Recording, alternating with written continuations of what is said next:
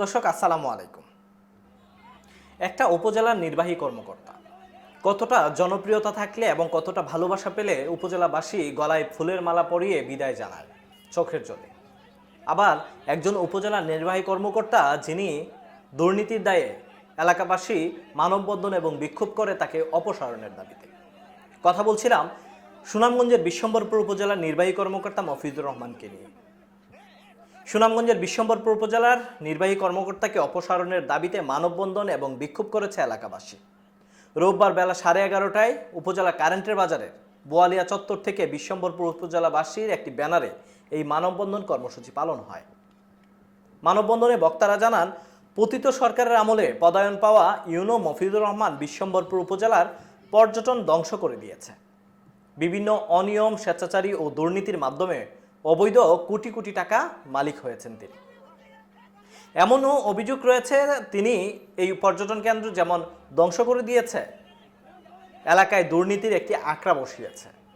আর তাকেই যখন অপসারণের দাবিতে এলাকাবাসী বিক্ষোভ করেন, তারপরই তার পক্ষ নিয়ে বিএনপির নেতাকর্মীরা যারা বিক্ষোভ করেছিলেন তাদের উপরে লাঠি দিয়ে আঘাত করেন।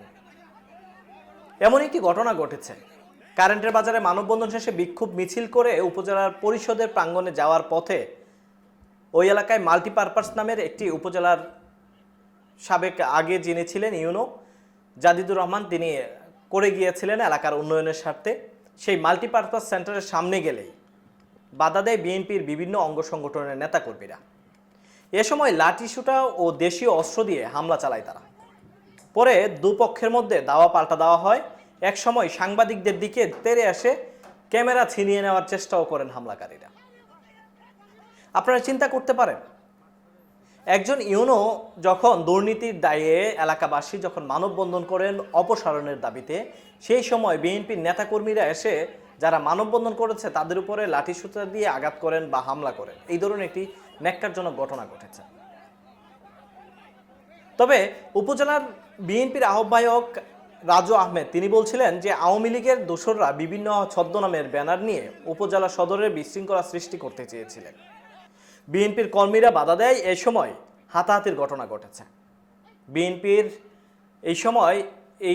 বিএনপির আহ্বায়ক তিনি এই কথা বলেন। তবে ঘটনার সময় উপজেলা বিএনপির আহ্বায়ক ও যুগ্ম আহ্বায়ক ছাড়া অন্য দলীয় নেতারাও ছিলেন বলে তিনি দাবি করছেন। এ বিষয়ে যখন উপজেলা নির্বাহী অফিসার মফিজুর রহমানের সাথে কথা বলা হয়, তিনি যেমনটি বলছিলেন যে সীমান্তে চোরাচালান বিভিন্ন অভিযানের মাধ্যমে শূন্যের কোঠায় নিয়ে এসেছে। সম্প্রতি উপজেলা মাল্টিপারপাস সেন্টারে লিজ দেয়াকে কেন্দ্র করে যিনি সর্বোচ্চ দরদাতা হয়েছেন তিনি লিজ পেয়েছেন।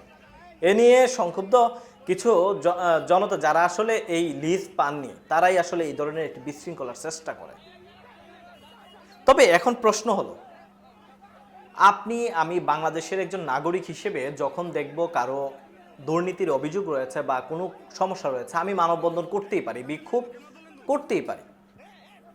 সেখানে বিএনপির তাদের সাথে কেমন সম্পর্ক?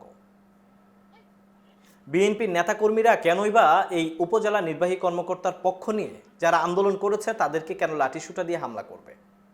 এবং যারা আন্দোলন করেছিল আমরা দেখেছি ইতিমধ্যে অনেককেই ছবি এসেছে, যেই ছবিগুলো দেখতে পাচ্ছেন এখন। এই ছবিগুলো আসলে এই ছেলেটি জুলাই আগস্টে আন্দোলনের সময় একটি ভূমিকা রেখেছিল। তাহলে কাকে আপনি আজকে আওয়ামী লীগের দোসর বলছেন? যারা এই আওয়ামী লীগকে তাড়ানোর জন্য যারা আন্দোলন করেছে তারাই এখন আওয়ামী লীগের দোসর হয়ে গেল? আসলে সর্বশেষ একটি কথা বলতে চাই, যারা এই কথাগুলো বলছেন তাদের উপরে অভিযোগ রয়েছে। এই উপজেলার অনেক মাল্টিপারপাস ভবনের সাথে আরেকটি যখন একটি পর্যটন কেন্দ্র ছিল, সেই হাওর বিলাসও নাকি তাদেরকে দিয়ে দেওয়া হয়েছে, এমনও অভিযোগ রয়েছে। সেই উপজেলা নির্বাহী কর্মকর্তা তাদেরকে নানা ধরনের সুযোগ সুবিধার কারণেই নাকি তারা এই পক্ষ নিয়ে যারা আন্দোলন করেছিলেন বা যারা মানববন্ধন করেছিলেন তাদের উপর হামলা চালায়। আবার অনেকেই বলছেন এই উপজেলা নির্বাহী কর্মকর্তার যে ডাইনিং টেবিল রয়েছে, সেই ডাইনিং টেবিলের যে বর্তমান যে ডাইনিং টেবিল করা হয়েছে সেটিও অনেক টাকা দিয়ে এই ডাইনিং টেবিল করা হয়। এবং যেখানে সারা দিনে মনে হয় একটি মানুষও যায়নি, সেই গাটলাও মানে একটি পুকুরের গাটলাও করেছেন প্রায় 8 লাখ টাকার মতো করে একটি গাটলাও তৈরি করেছেন। কিন্তু দুঃখের বিষয়, তিনি বর্তমানে হামলা করেছেন যারা, তারা দেখা যাচ্ছে বিএনপির নেতাকর্মীরা রয়েছেন বা সাংবাদিকদের উপরে তেড়ে নিয়ে এসে বা সাংবাদিকদের ক্যামেরাও নিয়ে গেছেন, এই ধরনের একটি অভিযোগ দেখা যাচ্ছে স্পষ্ট ক্যামেরায়।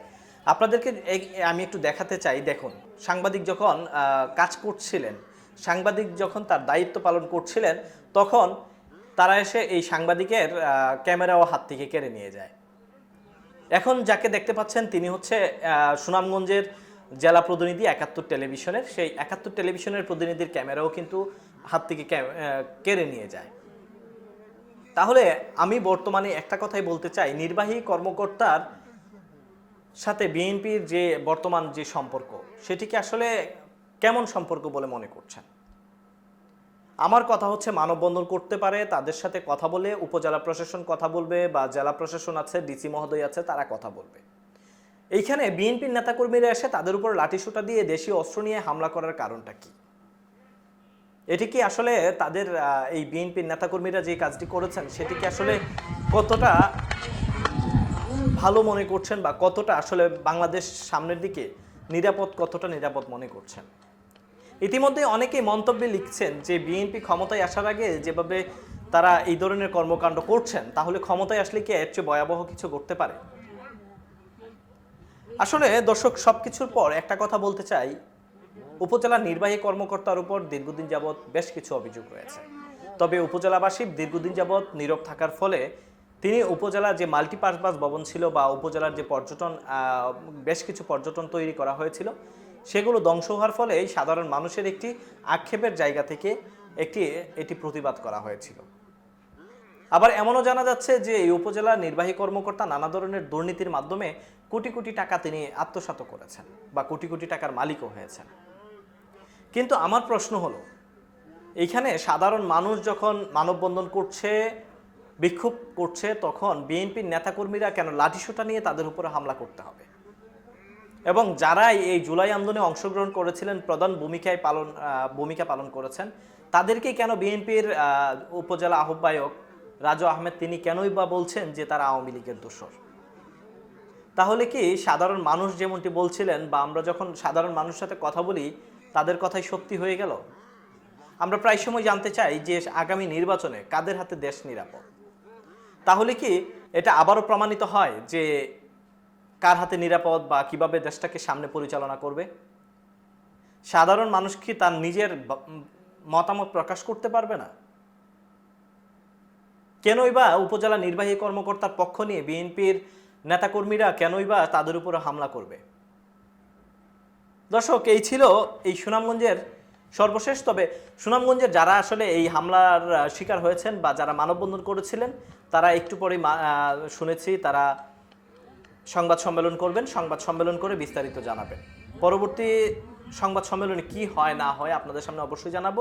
তবে আপনাদের মতামত অবশ্যই জানাবেন যে উপজেলা নির্বাহী কর্মকর্তার পক্ষ হয়ে বিএনপির নেতাকর্মীরা হামলা চালাতে পারে কিনা। আল্লাহ হাফেজ।